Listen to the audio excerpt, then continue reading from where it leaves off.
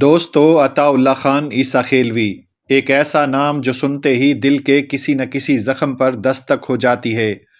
انہیں یوں ہی درد کا سفیر نہیں کہا جاتا۔ ان کے گیت سن کر ایسا محسوس ہوتا ہے جیسے کوئی آپ کے دل کا حال جانتا ہو، جیسے کسی نے آپ کے دکھ لفظوں میں ڈھال دیے ہوں۔ یہ سچ ہے کہ عطا اللہ خان عیسیٰ خیلوی کے گانوں میں جو درد چھلکتا ہے وہ محض تخیل نہیں، وہ کسی شاعر کی گھڑی ہوئی کہانی نہیں، وہ خود ان کی اپنی زندگی کا نچوڑ ہے۔ عطا اللہ خان عیسیٰ خیلوی بھی محبت کی چوٹ کھا چکے ہیں، وہ چوٹ جو انسان کو اندر سے توڑ دیتی ہے، وہ عشق جو روگ بن جائے، وہ پیار جو انسان سے اس کا گھر، اس کا سکون، حتیٰ کہ اس کی پہچان تک چھین لے۔ کہا جاتا ہے کہ عشق کی اس ناکامی نے انہیں گھر چھوڑنے پر مجبور کر دیا۔ وہ در بدر پھرے، کبھی ڈرائیوری کی، کبھی اجنبی شہروں میں اجنبی راستوں پر زندگی ڈھونڈتے رہے۔ نہ کوئی سہارا تھا، نہ کوئی آس، بس دل میں ایک ٹوٹا ہوا خواب اور آنکھوں میں نمی۔ اور انہی دنوں میں ان کے اندر کا شاعر جاگ اٹھا، وہ شاعر جو صرف لکھتا نہیں تھا بلکہ روتا تھا، سسکتا تھا، اور پھر وہ سسکیاں گیت بن گئیں۔ عطا اللہ خان عیسیٰ خیلوی کی آواز میں ایک عجیب سی سچائی ہے۔ وہ آواز تراشی ہوئی نہیں لگتی، وہ آواز سنورنے کی کوشش نہیں کرتی، وہ جیسی ہے ویسی ہی دل میں اتر جاتی ہے۔ اور انہی جذبات کا شاہکار ان کی مشہور اردو غزل تو بھی کسی کا پیار نہ پائے خدا کرے، تجھ کو تیرا نصیب رلائے خدا کرے، راتوں میں تجھ کو نیند نہ آئے خدا کرے، تو در بدر کی ٹھوکریں کھائے خدا کرے۔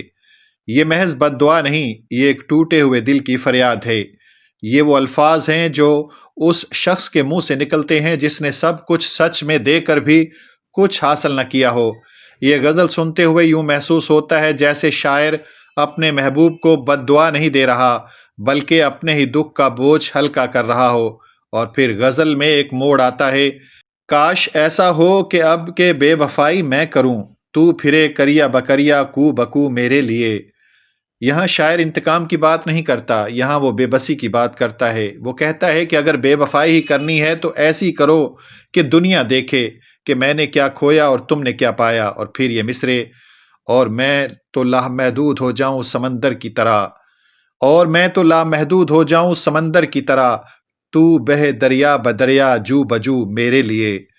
یہاں شاعر خود کو سمندر کہتا ہے، ایک ایسا سمندر جو سب کچھ اپنے اندر سمو لیتا ہے، درد، آنسو، یادیں، شکست، سب کچھ۔